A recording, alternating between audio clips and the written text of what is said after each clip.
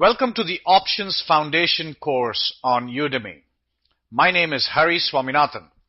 I'm the founder of OptionTiger.com, a cutting-edge options education, trading, and trading ideas website. I have a bachelor's degree in engineering from India and an MBA from Columbia Business School in New York.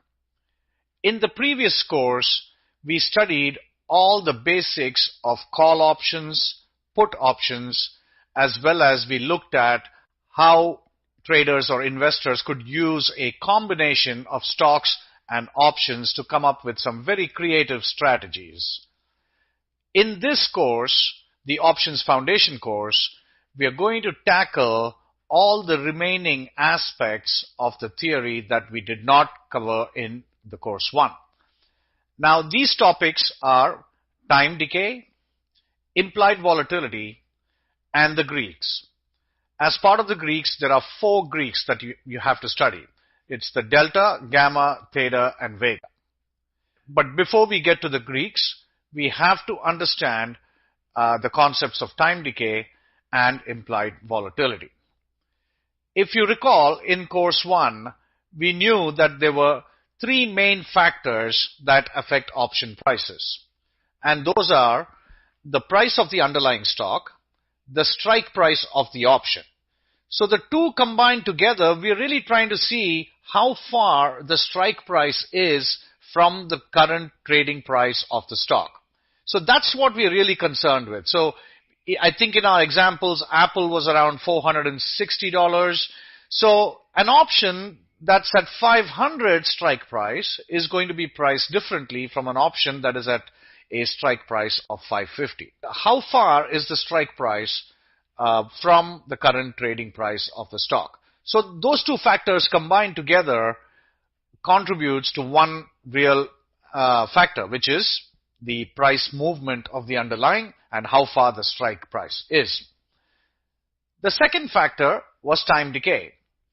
And we briefly touched upon the fact that time decay hurts buyers of options because the burden of price movement is on the buyer. The third concept that we are going to study is implied volatility.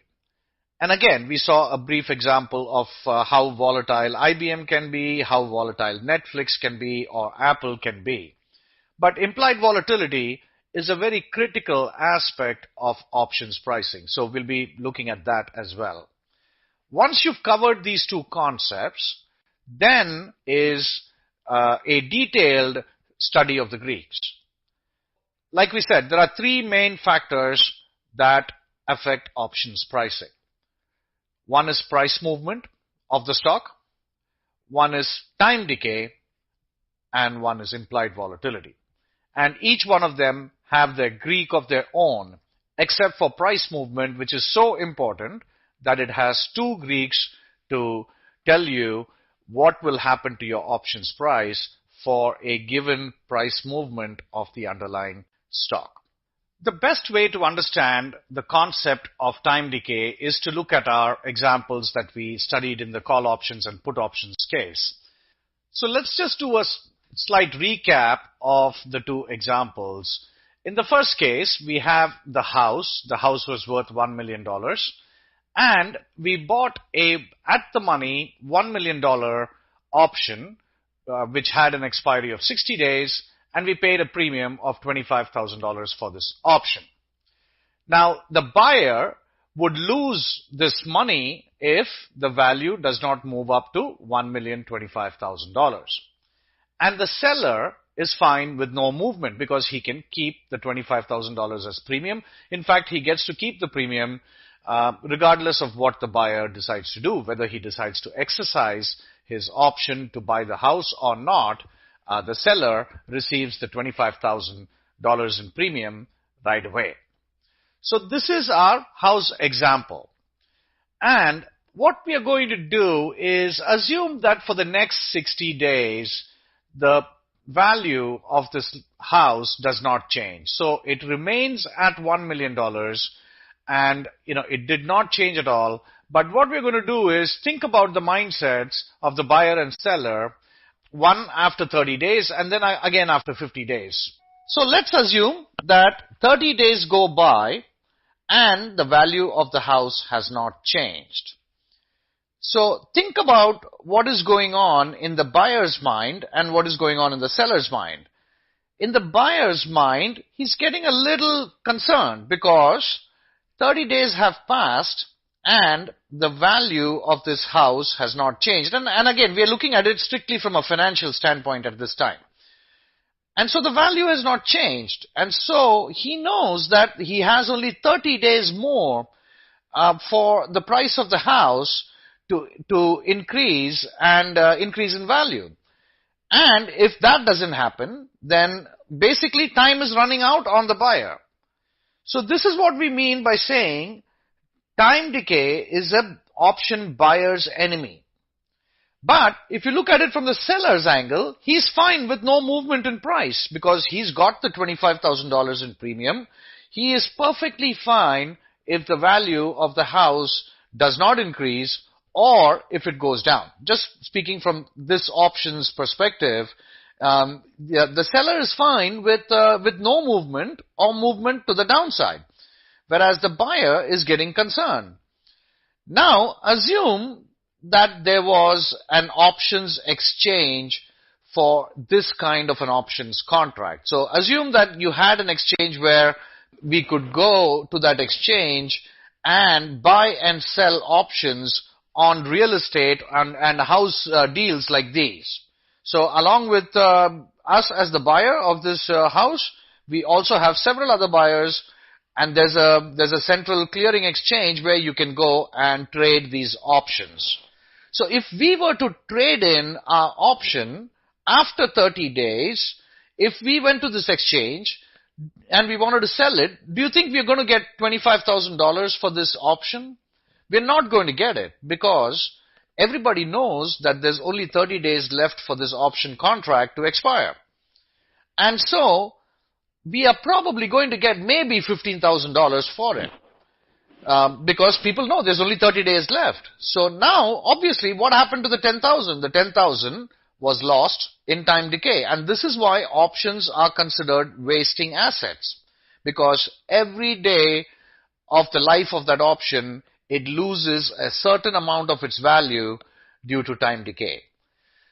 Now, let's fast forward a few more days, and let's say 50 days have gone by, and we only have 10 days left for this option in this option's life. And the price hasn't moved. It's still at 1 million. So now the buyer is really concerned because there's absolutely, it looks like he's totally running out of time, and there's no way that he can recover the cost of this option. If he tries to sell it, he's probably going to get less than 7,000 or 6,000 for this option. And so you can see that now time decay is really eroding the value of this option as you approach expiry.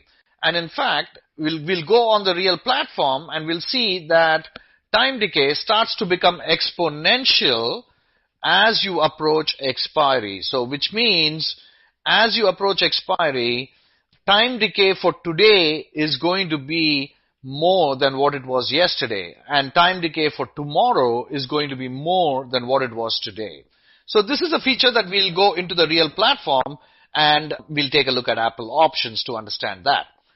So this is as far as the house example is concerned. So it's pretty clear. As time winds down, time decay is going to hurt the buyer and it's going to benefit the seller. Now let's take a look at our insurance example. In this example, we bought a car. It was $20,000 in value. We also bought an insurance policy for 1 year and we paid $1,000 as premium for this option. And we called this option a put option, and it is a put option. And as a buyer of insurance, we lose this $1,000 whether anything happens to the car or not. So that money is gone to the insurance company. The insurance company is the seller of this put option, and that this money is gone to them. So now let's assume, and we're going to sort of indulge in a little fantasy here, but let's assume that an insurance policy can also be sold with your car if you sell your car to a new buyer. And so as the buyer of this car and this policy, let's say we wanted to sell the car after 9 months along with this policy to a new buyer. So the new buyer sees there's only 3 months left on the policy. So what can we get for the put option? What can we get for this insurance policy? Do you think we can get $1,000? No, it's impossible because the new buyer knows there's only 3 months left on this policy and perhaps he'll give you $300. And fast forward some more, assume there's only 1 month left, and how much can you get for this? You're probably not even going to get 300. You may get maybe 80 or $100. So that's precisely how the concept of time decay works on both of these cases. Let's just take a recap of what we've seen so far in time decay and also look at the buyer-seller perspectives on time decay. As an option buyer, you want movement. So your position is a directional position. So what do we mean by directional position? If you bought a call option, then you're directional on the bullish side because you want the stock to move up. Therefore, your option price is going to also move up and you can sell your call option for a higher price than what you bought it for. If you bought a put option, then you want the price of the stock to go down and you can sell your put option for a higher price because put options will increase in value if the stock goes down. So as an option buyer, you want movement. You want your stock to move in the direction of your position. And because you paid a premium to buy this option, remember, you're starting off on a slightly negative note. So whenever you see the profit and loss profiles, you'll see that you're entering the position at a disadvantage because of this premium that you paid. And therefore, whatever move the stock does has to overcome this premium within that certain amount of time. So as an option seller, you're entering the transaction at an advantage because you're picking up this premium, and by picking up this premium, you're putting the burden of movement on the option buyer. So this is a very key characteristic between a buyer and a seller. And if we've spoken about this before a couple of times, if you felt that the risk and reward profile was skewed towards the buyer because the buyer has unlimited profits but limited losses, whereas the seller has limited profits and unlimited losses. So now once you throw this into the equation, you know that the time decay is working in favor of the seller. So if there is no movement, the seller is benefiting. So for every day that the option doesn't move or the stock or the asset doesn't move, the seller is benefiting from this position. So time decay is what we call the great equalizer between the risk and reward profile of a buyer and a seller. If you did not have time decay, your hunch would be right that the risk and reward is skewed towards the buyer. But as you'll see, time decay is a very powerful element in options trading. And if you add time decay into this mix, then it totally equalizes the risk and reward profile between a buyer and a seller. So this is a very important characteristic. A lot of option strategies are based upon time decay. And in fact, it's also said that over 60 or 70% of advanced options traders do end up with a seller profile. So which means they construct a time decay strategy for their options. And I can tell you that's very true because almost 80 to 90% of the strategies I put today are all based upon time decay in some form or the other. So that's what the risk and reward profile looks like. Time decay is the great equalizer and between a buyer and a seller.